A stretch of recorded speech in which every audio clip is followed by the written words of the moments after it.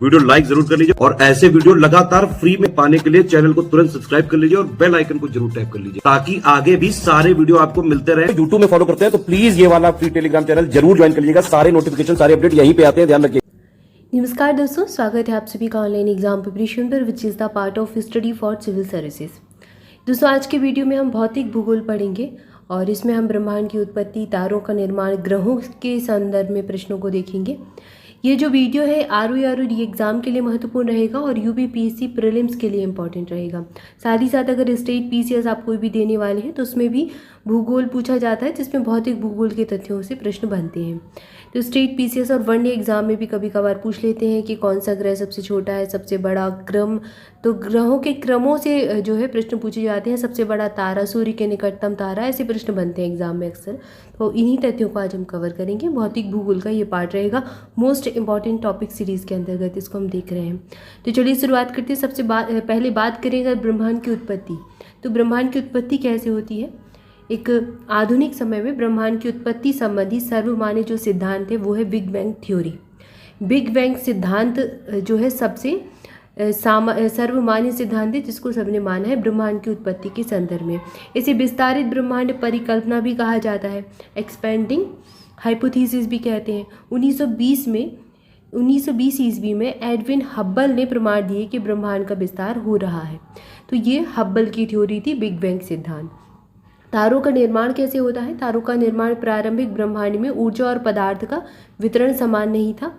जब स्टार्टिंग में ब्रह्मांड बना तो ऊर्जा और पदार्थ का जो वितरण है एक समान नहीं था। घनत्व में आरंभिक भिन्नता से गुरुत्वाकर्षण बलों में भिन्नता आई और इसके परिणाम स्वरूप पदार्थ का एकत्रण हुआ। पदार्थ एक जगह पर इकट्ठा हुआ और एकत्रण से ही आकाशगंगाओं का विकास हुआ। इस एक आकाशगंगा में असंख्य तारों का समूह होता है और आकाशगंगाओं का विस्तार इतना अधिक होता है कि उनकी जो दूरी है वो हजारों प्रकाश वर्षों में मापी जाती है। तो बहुत बड़ी मतलब क्षेत्र में आकाशगंगा होती हैं और उनमें हजारों तारे होते हैं। तो हजारों तारे के समूह को आकाशगंगा कह देते हैं। इसके बाद ग्रह कैसे बनते हैं? तो ग्रहों की उत्पत्ति के संबंध में संभवतः सर्वप्रथम तर्कपूर्ण परिकल्पना का प्रतिपादन एक फ्रांसीसी वैज्ञानिक रहे कामते द वफन। तो द वफन इनकी थ्योरी थी। द वफन 1749 में इन्होंने किया था। तो इनका याद रखना है कि फ्रांसीसी वैज्ञानिक, इनकी तर्कपूर्ण परिकल्पना कही जा सकती है। ग्रहों की उत्पत्ति में भाग लेने वाले तारों की संख्या के आधार पर वैज्ञानिक संकल्पनाओं के दो भाग हैं। एक तो अद्वैतवादी संकल्पना है और एक है द्वैतवादी संकल्पना। तो अद्वैतवादी संकल्पना में किसकी संकल्पना आती है या फिर किसकी थ्योरी, किसकी कॉन्सेप्ट रखे जाते हैं? एक तो कांट हो जाएंगे, तो कांट की वायव्य राशि परिकल्पना और लाप्लास का निहारिका सिद्धांत। तो निहारिका से प्रश्न बना है किसका है? लाप्लास का है, याद रखिएगा। इनको अलग से नोट भी कर सकते हैं। अद्वैत और द्वैत ऐसे आपसे वर्गीकरण नहीं पूछेंगे, बस कांट की थ्योरी कौन सी है, लाप्लास का नियम कौन सा है, ऐसे पूछ लेते हैं एग्जाम में। इसके बाद द्वैतवादी संकल्पना के अंतर्गत चैम्बरलिन और मेल्टन की ग्रहाणु परिकल्पना है। तो यहाँ पर 4 संकल्पनाएं हैं। एक तो याद रखिए लाप्लास का निहारिका, जो एग्जाम में पूछा भी जा चुका है। कांट का वायव्य की राशि परिकल्पना, चैम्बरलिन और मेल्टन की ग्रहाणु परिकल्पना और HN रसेल का द्वैतारक सिद्धांत। इसके बाद अगला तथ्य दिया गया है हमारी गैलेक्सी जिसमें हमारा सौरमंडल स्थित है उसे मंदाकिनी या फिर आकाशगंगा या फिर दुग्ध मेखला कहा जाता है। दुग्ध मेखला बेसिकली अधिकांश तौर पर ऑप्शन में दिया जाता है। तो जो हमारा सौरमंडल है, हमारी गैलेक्सी है जिसमें हमारा सौरमंडल अवस्थित है, तो उसको दुग्ध मेखला, उसकी जो मंदाकिनी है आकाशगंगा है उसको दुग्ध मेखला, मिल्की वे कहते हैं। मिल्की वे भी ऑप्शन में दिया जा सकता है। गैलेक्सी अनेक आकार प्रकार के दृश्य होते हैं, यथा अंडाकार, सर्पिलाकार और अनियमित आकार। तो हम मानकर चलते हैं सर्पिलाकार की गैलेक्सी हो सकती है। तो जो ब्रह्मांड है, तो ब्रह्मांड में अनगिनत संभावना है। पूरे ब्रह्मांड की खोज तो अभी की भी नहीं जा सकी। ब्रह्मांड का हमने बहुत ही छोटा हिस्सा खोजा है अभी तक, वैज्ञानिकों के द्वारा बहुत ही छोटे हिस्से की अभी तक खोज की गई है। सौरमंडल को ही हम जानते हैं, पहचानते हैं, बाकी अनगिनत संभावनाओं से भरा हुआ है। हमारी गैलेक्सी जिसमें हमारा सौरमंडल है ये हमने देख लिया, मिल्की वे कहा जाता है। ब्रह्मांड अनंत गैलेक्सियों का सम्मिलित रूप है। प्रत्येक गैलेक्सी में औसतन 1 लाख मिलियन तारे हैं जिनका निर्माण गैलेक्सी में उपस्थित किससे होता है? हाइड्रोजन और हीलियम के संगठन से। तो ये प्रश्न पूछा जाता है कि जो तारे हैं उनका निर्माण कैसे होता है, या फिर जो तारों का जो संगठन है वो क्या होता है, किन गैसों का संगठन है। तो हाइड्रोजन और हीलियम याद रखें, ठीक है, हाइड्रोजन एंड हीलियम, इनसे मिलकर तारे बनते हैं।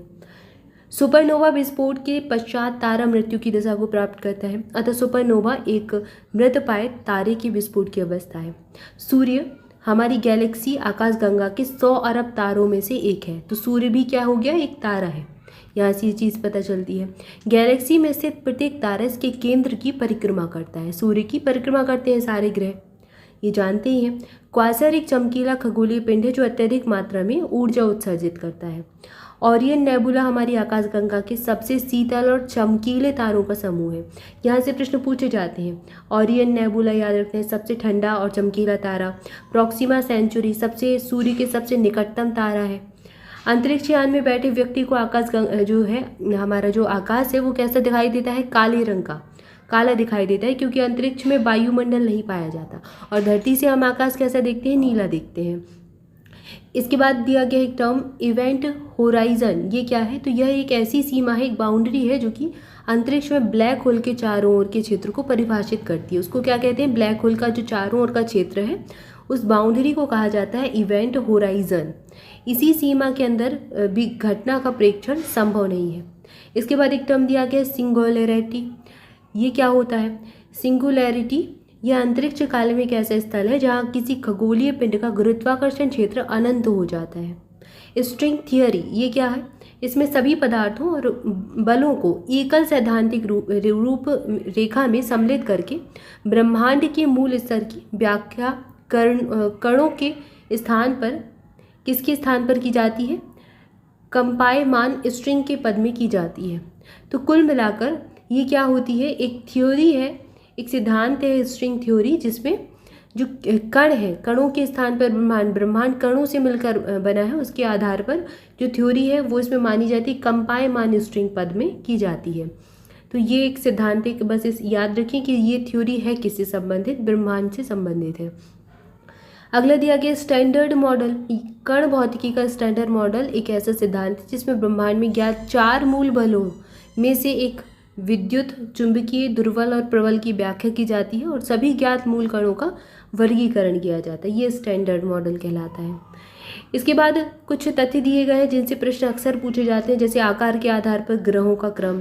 तो सबसे बड़ा ग्रह बृहस्पति है अगर आकार के दृष्टिकोण से देखें, दूसरे स्थान पर शनि आता है, फिर अरुण का स्थान, फिर वरुण, पृथ्वी कौन से स्थान पर है, 5वीं, तो पृथ्वी का नंबर भी याद रखिए, और फिर शुक्र, मंगल, बुध, इनको क्रम से याद करेंगे तो याद हो जाएंगे, बार बार आपको दोहराना है, बृहस्पति, शनि, अरुण, वरुण, पृथ्वी, शुक्र, मंगल, बुध, ऐसे। द्रव्यमान सबसे ज़्यादा बृहस्पति का ही है, फिर शनि, वरुण, अरुण, पृथ्वी द्रव्यमान में भी 5वें स्थान पर है, आकार में भी 5वें, फिर शुक्र, मंगल और बुध का स्थान आ जाएगा, तो लगभग एक समान है, बस अरुण वरुण की स्थिति में परिवर्तन है। घनत्व के अनुसार ग्रहों का अवरोही क्रम कौन सा है, घनत्व सबसे ज़्यादा पृथ्वी का है, इसके बाद बुध का स्थान आता है, फिर शुक्र, मंगल, वरुण, बृहस्पति, अरुण और शनि।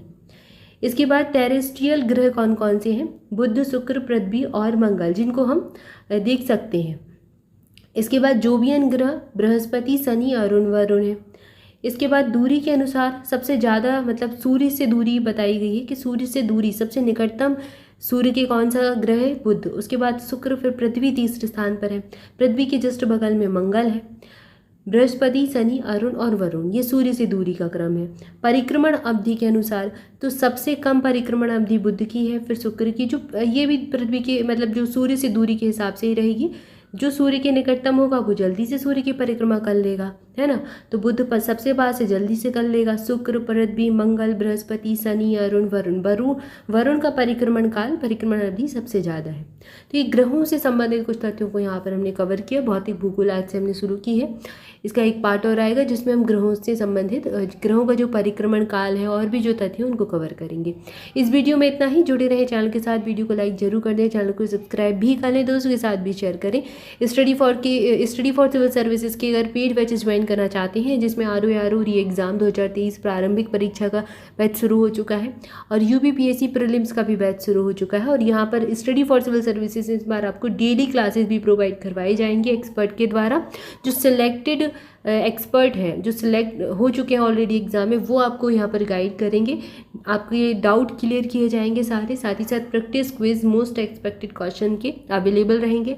टेस्ट सीरीज़ भी आपको इसी में मिल जाएगी। तो सारी चीज़ें एक ही जगह पर मिल रही हैं बहुत ही मिनिमम प्राइस में।